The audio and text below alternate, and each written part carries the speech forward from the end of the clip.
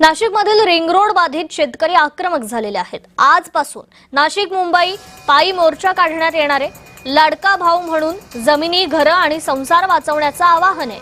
मुख्यमंत्र्यांना महिला शेतकरी राखी बांधणार आहेत। जमीन खरेदी मोजणी थांबवण्याची देखील मागणी करण्यात येणार आहे।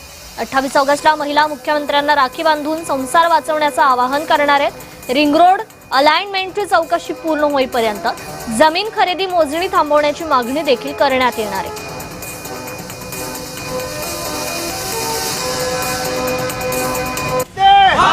भारत माता की जय, भारत माता की जय। शेतकरी एकजुटीचा जय जवान, जय किसान, जय जवान, जय किसान। शेतकरी एकजुटीचा